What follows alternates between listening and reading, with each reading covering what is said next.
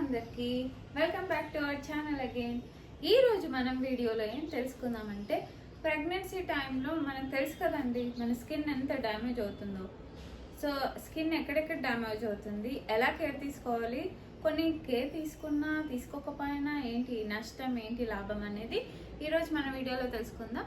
So వీడియోకి లోపలికి వెళ్ళే ముందు ఛానల్ని లైక్ షేర్ సబ్స్క్రైబ్ చేయండి. సో మన వీడియో స్టార్ట్ చేద్దామా? Let's start our today's video. First damage వచ్చి మన స్కిన్ ఈ పింపుల్స్ రావడం వల్ల వాటి హోల్స్ ఎప్పుడు పడిపోతాయంటే ఈ ప్రెగ్నెన్సీలో మెయిన్గా. ఎప్పుడు పింపుల్స్ అయినా మర్చిపోకండి వాటిని గిల్లొద్దు అనమాట.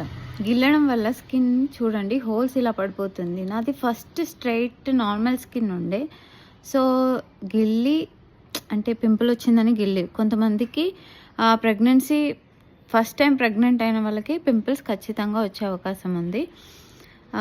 నెక్స్ట్ ప్రెగ్నెన్సీకి అవి కనపడకపోవచ్చు, కానీ ఫస్ట్ ప్రెగ్నెన్సీ కొంతమందికి చాలా పింపుల్స్. నేనే ఎక్స్పీరియన్స్ అని అన్ని పింపుల్స్ అంటే అన్ని పింపుల్సే చెప్పలేను, కానీ సెకండ్ ప్రెగ్నెన్సీలో అసలు పింపుల్స్ రాలేదు, క్లియర్ స్కిన్ ఉండే అనమాట. సో అలాంటప్పుడు పింపుల్స్ ఫామ్ అయినప్పుడు మీరు పింపుల్ని అసలు కదిలియదు, అసలు టచ్ కూడా చేయొద్దు. టచ్ చేశారంటే మీ ఫేస్లో హోల్స్ అయిపోతాయి. అది ఓన్లీ ప్రెగ్నెన్సీలో అవుతుంది. నార్మల్ టైం మీరు చూడండి, ప్రెగ్నెన్సీకి ముందు మీరు ఎన్నిసార్లు గిల్లినా చేసినా ఏం డ్యామేజ్ అవ్వదు. ప్రెగ్నెన్సీ టైంలో ఇది ఎక్కువ అయ్యే అవకాశం చాలా ఉంది. సో మీరు అస్సలు టచ్ చేయొద్దు, దాని జోలికి వెళ్ళొద్దు. నా ఫేస్ని అలా వదిలేయండి. ఎక్కడికైనా బయటికి వెళ్ళినప్పుడు మేకప్తో కవర్ చేయడం అలాంటివి మాత్రమే చేయండి. ఇప్పుడు పింపుల్స్ కవరింగ్ స్ట్రిప్స్ కూడా వచ్చాయి కాబట్టి సో అవి యూజ్ చేయండి, కానీ ఈ మిస్టేక్ మాత్రం చేయకండి. మళ్ళీ ఎప్పటికీ అవి క్యూర్ అవ్వదు, మళ్ళీ మనం రిగ్రెట్ అవ్వాల్సి వస్తుంది ఇలా చేశానని. సో ఇది మాత్రం కన్సిడర్లో పెట్టుకోండి. నెక్స్ట్ మెడ దగ్గర ఖచ్చితంగా బ్లాక్ అవుతుంది. ఒకవేళ ఇలాంటి చైన్స్ యూజ్ చేసే వాళ్ళు ఇలా స్క్రీన్ రబ్ అవ్వడం వల్ల ఇంకా బ్లాక్ అయ్యే అవకాశం ఉంది. సో కొంచెం ఇలా మనం ఈ తాళి బొట్టు ఉంటుంది కదా, ఇది ఖచ్చితంగా వేసుకోవాలి. కాబట్టి ఇలా ఈ స్కిన్కి ఇక్కడ సపరేట్ గ్యాప్ ఉంచితే బెస్ట్. ఎక్కువ మనం ఇబ్బంది ఫేస్ చేయము. ఇంకొకటి ఆయిల్ ఎప్పటికీ ఆయిల్ కానీ మాయిశ్చరైజర్ కానీ అప్లై చేసుకునే వాళ్ళు చేసుకోవచ్చు కంటిన్యూస్గా. మనకు తెలుసు నీరసం ఉంటుంది, కొంతమందికి ఓపిక ఉండదు. యాక్టివ్గా ఉండే వాళ్ళైతే ఇవన్నీ చేయగలుగుతారు. సో నీరసం వామిటింగ్స్ ఇవన్నీ ఉన్న వాళ్ళ మాత్రం కొంచెం కష్టం, కానీ టైం ఉన్నప్పుడు ఒకవేళ నైట్ అలా ఉన్నప్పుడు అప్లై చేసి పెట్టుకుంటే కొంతవరకు రెడ్యూస్ చేయొచ్చు. కానీ ఇది ఆటోమేటిక్గా డెలివరీ అయిపోయిన తర్వాత మెల్లమెల్లగా అదే మాత్రం పోతుంది. ఒకవేళ ప్రెగ్నెన్సీ టైంలో కనిపిస్తుందంటే అవి మాత్రం ఖచ్చితంగా చేయాలి. సో దీని గురించి ఏం వరీ అవసరం లేదు. నాది ఇదంతా ఏరియా బ్లాక్ అయిండే, సో ఇదంతా క్లియర్ అయిపోయింది. ఇప్పుడు కొంచెం ఉంటుంది. సో ఇది మీరు చేస్తే కొంచెం ప్రాబ్లం నుంచి రికవర్ అయ్యే అవకాశం ఉంది. నెక్స్ట్ చంకళ్ళల్లో కూడా బ్లాక్ అవుతుంది, ఇంకా చంకళ్ళల్లో ఇది కూడా అవుతుంది. ఈ ముడతలు పడే అవకాశం ఎక్కువ ఉంది. అక్కడ కూడా మీరు షేవింగ్ చేసి కానీ మాయిశ్చరైజర్ ఆయిల్ కానీ అప్లై చేస్తూ ఉండాలన్నమాట రెగ్యులర్గా. ఈ స్ట్రెచ్ మార్క్స్ అనేవి ఏదో క్రీమ్ పెడితే కానీ అవి పెడితే కానీ పోవు, వాటిని రెగ్యులర్ మెయింటైన్ చేయాలి. కొంతమందికి ఆటోమేటిక్గా వాళ్ళ స్కిన్ ఏమవుతుందంటే ఆటోమేటిక్గా ముడుచుకుపోవడం, సో వాళ్ళకి తొందరగానే క్లియర్ అయిపోయే ఛాన్సెస్ ఉంది. కొంతమంది స్కిన్ని బట్టే స్ట్రెచ్ మార్క్స్ పోతాయి, కానీ ఆటోమేటిక్గా క్రీమ్ రాయడం వల్లనో ఏదో ఒకసారి స్ట్రెచ్ మార్క్స్ క్రీమ్ యూస్ చేయడం వల్లనో పోవు. దానికి 100,000 ఖర్చు పెట్టి నాకు వర్కౌటే అవ్వలేదు. సో మీకు ఎవరికైనా వర్కౌట్ అవుతే ఒకవేళ కమెంట్ సెక్షన్లో తెలియచేయండి. నాకైతే ఏ క్రీమ్స్ వర్కౌట్ అవ్వలేదు. డాక్టర్ ఇచ్చిన ఒక్కొక్క క్రీమ్ 400-500 పెట్టి యూజ్ చేసిన స్ట్రెచ్ మార్క్స్ క్రీమ్ వర్కౌట్ అవ్వలేదు నాకు. So oil massage moisturiser cream మాత్రమే అప్లై చేస్తున్నాను ఇప్పుడు. సో దానికోసం మీ దగ్గర రెడీగా పెట్టుకోండి ఒక మాయిశ్చరైజర్ క్రీమ్, ఇంకా ఆయిల్ మసాజ్ ఆయిల్, ఇంకా వేరే ఆయిల్ అని చాలా ఆయిల్స్ కూడా ఇచ్చారు. సో అవి కూడా నాకేం వర్కౌట్ అవ్వలేదు, రెగ్యులర్గానే అప్లై చేశాను. సో అదొకటి కాన్సన్ట్రేషన్ పెట్టుకోండి.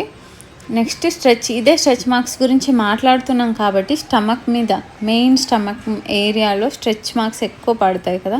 ఇంకా థైస్ జాయినింగ్లో అక్కడ కూడా స్ట్రెచ్ మార్క్స్ ఉంటాయి. ఇవన్నిటికీ రెగ్యులర్ మసాజే. అవే కొంతమంది ట్రీట్మెంట్ తీసుకుంటారు అఫోర్డ్ చేసేవాళ్ళు. సో వాళ్ళు ట్రీట్మెంట్కి వెళ్తేనే తక్కువ అవుతాయి. ఒకవేళ నార్మల్ వెళ్ళే వాళ్ళు కూడా ఉన్నారు. నార్మల్గా వాటంతట అవే క్యూర్ అవుతాయి. ఇంకొకటి ఇలా రెగ్యులర్ ఆయిల్ మసాజ్ కానీ మాయిశ్చరైజర్తో మసాజ్ కానీ చేస్తూ ఉన్న వాళ్ళకి కొంచెం రిజల్ట్స్ కనిపించవచ్చు. కానీ కంప్లీట్గా ఫేడ్ అవే అయిపోతాయంటే లేదు, నేను అనుకుంటున్నా అలా. నెక్స్ట్ వచ్చేసి మనకు ఒకవేళ స్ట్రెచ్ మార్క్స్ ప్రాబ్లం ఉన్న వాళ్ళు, ఒకవేళ వాళ్ళు రెగ్యులర్ ఎక్సర్సైజులు కానీ యోగా కానీ ఫిజికల్ యాక్టివిటీస్ కానీ ఫిట్నెస్ సంబంధించినవి ఏం చేసినా పోయే ఛాన్సెస్ ఉన్నాయంటారు. ఎందుకంటే బాడీ స్టిఫ్గా అయ్యి అప్పుడు మజిల్ కొంచెం దగ్గరికి అయ్యి స్ట్రెచ్ మార్క్స్ పోయే అవకాశం కూడా ఉంది. ఇది కూడా ట్రై చేసేవాళ్ళు, ఇది చేసే వాళ్ళకి బాగా హెల్ప్ఫుల్ అవుతుంది. ఎక్సర్సైజ్ ఇవన్నీ చేసే వాళ్ళకి స్ట్రెచ్ మార్క్స్ తొందరగా పోయేది అవకాశం ఉందన్నమాట. నేను ఏం సజెషన్ ఇస్తా అంటే, మీకు మాత్రం ఓపిక ఉంటే మాత్రం మొత్తం బాడీ అంతా ఒకసారి కాళ్ళు చేతులు మసాజెస్, ఫేస్ స్టమక్ ఇవన్నీ ఆయిల్తో మంచిగా మసాజ్ చేసి పడుకుంటే ప్రెగ్నెంట్ ఉన్నప్పుడు రోజు గ్లోయింగ్గా అవుతారు. ఈ స్ట్రెచ్ మార్క్స్ కొంచెం రెడ్యూస్ చేసుకోవచ్చు అని అనిపిస్తుంది నాకైతే. మీరు టెక్నిక్ ఫాలో అయితే, ఓపిక ఉన్న వాళ్ళు ఫాలో అయితే చాలా బెటర్ రిజల్ట్స్ వస్తాయని నేను అనుకుంటున్నాను. సో ఒకసారి ట్రై చేసి చూస్తే బెస్ట్. ఎందుకంటే దీనివల్ల ఏమీ ఎఫెక్ట్స్ ఉండవు, సైడ్ ఎఫెక్ట్స్ ఉండవు, మనకే మంచిది. కోకోనట్ ఆయిల్తో చేస్తే చాలా మంచిదని నేను అనుకుంటున్నాను. మీరు ఒకసారి ట్రై చేసి ఏమైనా రిజల్ట్స్ ఉంటే మాత్రం కమెంట్లో పెట్టండి, నేను చూస్తాను అనమాట. నేను కొంతమందికి సజెస్ట్ చేయొచ్చు. ఇంకోటి లిప్స్ కేర్ కూడా తీసుకోండి. వ్యాజ్లిన్, నార్మల్ వాళ్ళ వ్యాజ్లిన్, లిప్ గ్లాస్, ఇంకా లిప్ బామ్ ఇవన్నీ అప్లై చేసుకోండి. కొంచెం మాయిశ్చరైజ్గా ఉండే డ్రై లిప్స్ అవుతున్నాయి. నన్ను అయితే డాక్టర్ తిట్టింది, ఇంట్లో ప్రెగ్నెంట్లో ముసలామెలాగా తయారైనవేందని. అంటే నేను తీసుకోలేకపోయినాను, వేరే వాళ్ళు కూడా లేరు. సో నేనే చేసుకోవాలి పని అదంతా. నెక్స్ట్ ఇంకొచ్చి బాడీ కేర్ తీసుకునేంత ఓపిక అస్సలు నాకు లేదు. ప్రెగ్నెన్సీ అంతా నేను డల్గానే ఉన్నాను, ఎందుకో మరి. వామిటింగ్స్ లేవు, కానీ బాడీ అంతా డల్గా వీక్గా ఉంది, యాక్టివ్గా లేదు. సో నేనైతే ఏం కేర్ తీసుకోలేకపోయినాను. కొన్ని ఫేస్ చేయాల్సి వచ్చింది, కొన్ని అట్లనే వదిలేసాను అనమాట. నెక్స్ట్ చాలామందికి హెయిర్ ప్రెగ్నెన్సీలో ఊడిపోతుంది అంటారు. నాకేంటంటే రివర్స్ జరిగింది. నాకు ప్రెగ్నెన్సీ అంతా హెయిర్ టైట్గా మంచి ఒక్క వెంట్రుక కూడా రాలేదు, ఏదో అక్కడక్కడ. నాకు ఇంకా ప్రెగ్నెన్సీ అయిపోగానే వెంట్రుకల్లో హెయిర్ ఫాల్ అవుతుంది. అదేంటో మన రీజన్ తెలీదు. ప్రెగ్నెన్సీ అప్పుడు ఫుల్ తింటాం కదా, అది దానికి ఒక బాడీకి వెళ్ళి హెయిర్ టైట్నింగ్ అయిపోతుందో, మరి గ్రోత్ పెరుగుతుందేమో. గ్రోత్ ఉండే మంచిగా థిక్గా ఉండే, హెయిర్ ఫాల్ కూడా ఉండేది కాదు. ఇది అయిపోగానే ఇప్పుడు హెయిర్ ఫాల్ స్టార్ట్ అయింది. సో అది ఏంటో మరి. హెయిర్ కేర్ గురించి నాకు ఎక్కువ తెలీదు. ఇంకా విటమిన్ సీరమ్స్ అవన్నీ నేనైతే ఏం పెడతా అంటే కరివేపాకు ఆయిల్ ఉడకపెట్టి అదే నెత్తికి హెయిర్కి అప్లై చేస్తున్నాను ఇప్పుడైతే. నాకు ఎక్కువ హెయిర్ బయటికి వెళ్ళినప్పుడు కానీ డ్యామేజ్ అవుతుంది, డాండ్రఫ్, దానివల్ల హెయిర్ డ్యామేజ్ అవుతుంది ఎక్కువగా. ఈ ప్రెగ్నెన్సీలో హెయిర్ కేర్, హెయిర్ డ్యామేజ్ అంటే నేను ఎక్కువ ఏం ఫాలో అవ్వలేదు. చూడాలి, నాకేమైనా టిప్స్ ఎక్కడి నుంచి అయినా తెలిస్తే నేను మీతో ఖచ్చితంగా షేర్ చేస్తుంటాను. ఇప్పుడైతే సరైన ఇన్ఫర్మేషన్ లేదు. ఈ కరివేపాకు ఆయిల్ మాత్రం కొంచెం వర్కౌట్ అవుతుంది, కానీ ప్రెగ్నెన్సీ టైంలో ఇవన్నీ పెడితే మన స్మెల్ ఇవన్నీ, సో అవి మనం ఎంతవరకు తీసుకోగలుగుతాం తెలియదు. కాబట్టి యాక్టివ్గా ఉన్న వాళ్ళు పెట్టుకోవచ్చు, స్మెల్ పడని వాళ్ళు అవాయిడ్ మాత్రం చేయాలి, బెస్ట్. ఇంకోటి స్మెల్స్, పంజెంట్ స్మెల్స్కి, ఎక్కువ ఓవర్ డోస్ స్మెల్కి మాత్రం దూరంగా ఉండండి. వాటి వల్ల తల తిప్పుతుంది. మీకు ఏంటంటే మొత్తం ఇట్లా ఎలా అంటే నార్మల్ స్మాల్ స్మెల్ అయినా, స్మెల్ ఇంత పర్ఫ్యూమ్ స్మెల్ అయినా, టాయిలెట్ క్లీనర్స్ ఇవన్నిటికి స్మెల్స్కి దూరంగా ఉంటే బెస్ట్, వామిటింగ్స్ ఉన్నవాళ్ళు. సో ఇవి చాలా తిప్పుతాయి అన్నమాట. ఇంత స్మెల్ కూడా మనకి ఎలా అంటే ఘోరంగా అనిపిస్తుంది. అది మంచి స్మెల్ అయినా దాని ఫ్రేగ్రెన్స్ అనేది హెవీగా ఉంటే దానికి మనకు తల తిప్పేస్తుంది అనమాట. సో దాని స్మెల్స్ జోలికి మాత్రం వెళ్ళకండి. ఇది కూడా ఒక కేర్ చెప్తున్నాను ఇందులో.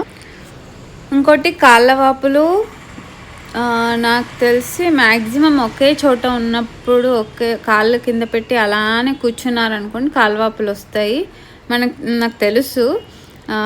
ఈ టైంలో కొంచెం ఒళ్ళు బద్ధకం ఉంటుంది. అంటే ఇంకా 8th, 9th, 7th మంత్లో ఇంకా ఎక్కువ ఉంటుంది. కానీ కాలువాపులు వచ్చే టైం కూడా ఇదే. ఇంకోటి ఇండియన్ టాయిలెట్స్ యూస్ చేసే వాళ్ళకు కూడా వస్తాయి ఇది. కాలు తిమ్మిరెక్కడం, కాళ్ళవాపు. సో ఇవన్నీ వాటికి ఒకవేళ ఇలా ఉంటే కాళ్ళ మసాజర్ పెట్టుకుంటే బెస్ట్. లేకపోతే కొంచెం సేపు కూర్చొని కొంచెం సేపు కూర్చోకుండా ఎక్కువసేపు కూర్చోకుండా కొంచెం సేపు కూర్చొని కాళ్ళు డిఫరెంట్ పొజిషన్లో షిఫ్ట్ చేస్తే బెస్ట్. కాళ్ళవాపులు కొంచెం తగ్గే అవకాశం ఉందన్నమాట. ఇక్కడ ట్రావెలింగ్ చేసే వాళ్ళకు కూడా వచ్చే ప్రమాదం ఉంది. ఈ టైంలో ప్రెగ్నెన్సీ టైంలో ట్రావెలింగ్ టైంలో అలానే ఉండిపోతే కూడా కాళ్ళవాపులు వచ్చే ప్రమాదం ఉంది.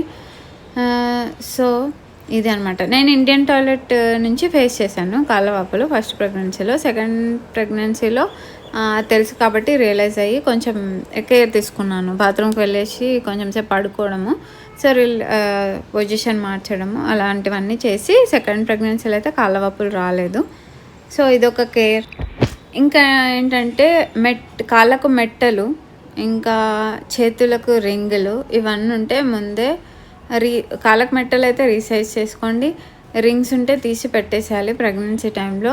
ఎందుకంటే కాళ్ళు చేతులు కొంచెం మనం లావ్ అయిపోతాం కాబట్టి అవి కూడా పెరిగే ప్రమాదం ఉంది. ఎందుకంటే నేను ఫేస్ చేశాను మెట్టలు. ఇంకా ఇది రింగ్ చేయి లావేసరికి రింగ్ అయితే తీయడానికి రాలేదు. సో ఇంకా కష్టపడి తీయాల్సి వచ్చింది.